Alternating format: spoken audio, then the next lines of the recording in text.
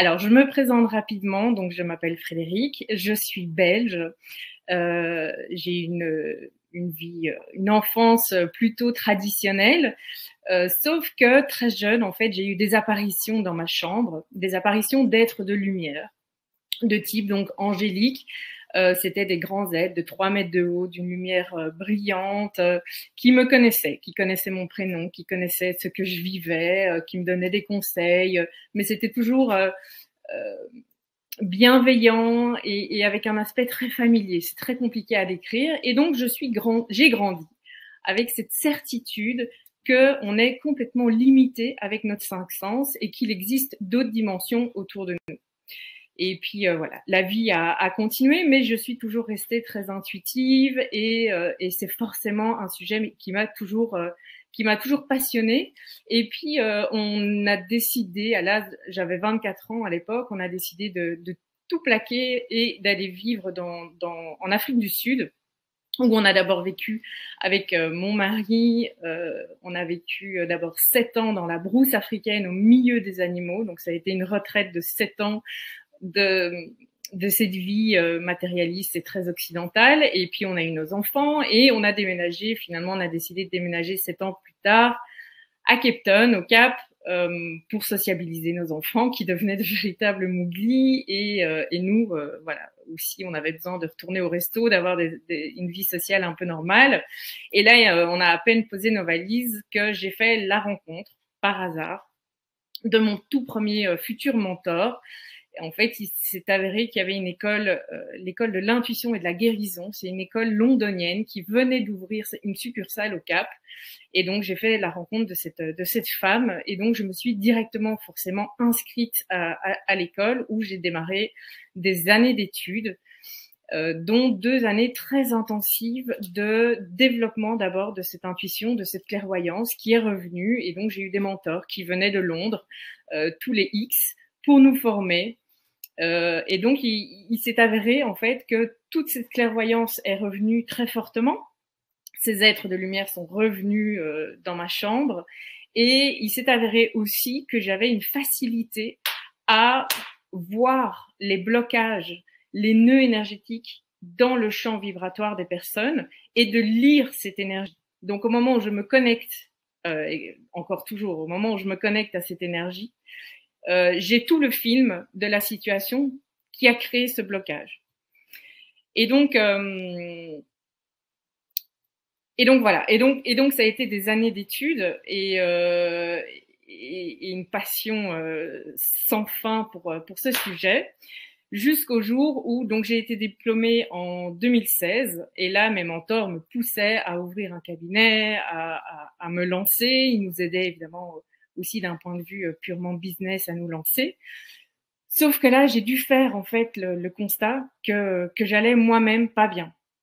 Ma vie personnelle en fait n'allait pas bien du tout à ce moment-là, et donc je me suis rendu compte que j'étais incapable de m'occuper des problèmes des autres. Je n'étais pas capable de prendre ça en main parce que moi-même j'étais dans un état un peu pas possible. Pour vous faire un résumé, donc il faut remettre dans la situation. On est 2 Belges, on vit au bout du monde à 10 000 kilomètres de Bruxelles. Et le couple, en fait, notre couple ne va pas bien du tout. On commence à parler d'une éventuelle séparation, mais donc à l'étranger, ça prend une autre dimension puisqu'on se dit, bah, si on se sépare, je risque de devoir de passer le restant de ma vie dans ce pays. Enfin bref, tout ça prend des proportions extrêmes. Nos enfants n'ont jamais que 4 et 6 ans.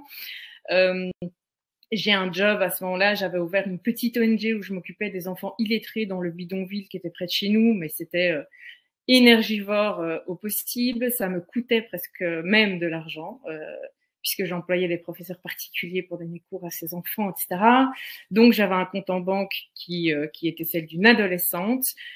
Forcément, dans ces conditions-là, la maternité m'était très compliquée. Et puis en 2017, cerise sur le gâteau, on me diagnostique de l'endométriose, que j'ai très fort. Les douleurs sont extrêmes. Et donc voilà. Et donc, je fais ce constat-là. Et donc, je décide de ne pas me lancer. Mais par contre, j'ai besoin rapidement que ma vie change.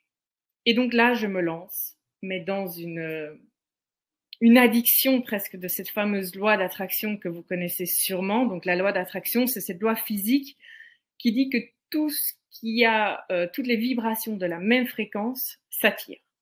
Donc même tout a une vibration, hein, nos corps physiques, les objets, les lieux, les personnes, tout, mais même aussi nos pensées. Et donc cette loi nous invite à avoir les bonnes pensées, à penser positif, etc., pour attirer ce qu'on veut dans la vie, donc avoir des idées très claires sur ce qu'on veut, définir ses intentions, etc. Forcément, je suis dans un milieu anglophone en Afrique du Sud, donc j'ai accès absolument à tout, à la source aux États-Unis. Il y a même des Américains qui ont participé au documentaire Le Secret, qui viennent faire des conférences. Enfin bref, je dépense, mais le moindre sou qui me reste que j'ai pour comprendre cette loi d'attraction, et surtout pour à un moment donné qu'on me donne le secret de ce secret, parce que je n'arrive pas à l'appliquer. Et au final, petit à petit, je me rends compte que oui, ça va un petit peu mieux. Je me sens mieux, je me sens quand même un petit peu plus ancrée, je me sens plus rassurée par rapport à mon avenir, mais je n'ai pas vécu de grandes transformations. Mon couple est toujours très instable, je me sens dans une insécurité totale, mon compte en banque elle-même, professionnellement, je commence à arrêter l'ONG, mais ça reste quand même très voilà, rien de satisfaisant, et alors que j'ai un vrai besoin de changement. Et donc, comme j'ai peu de résultats, je me dis, ok, il y a quelque chose qu'on n'a pas compris, que j'ai pas compris, que ces États-Unis veulent, ces Américains veulent absolument nous vendre. Et donc là, étant donné que je vais quand même un petit peu mieux, je décide de quand même ouvrir un petit cabinet et de prendre des clients qui sont pas vraiment des clients au début, ce sont des cobés qui font ça gratuitement. Et moi, en fait, je décide à ce moment-là de prendre un maximum de cobés pour utiliser cette clairvoyance que j'ai pour voir comment réagissent justement ces nœuds énergétiques, à quoi ça réagit.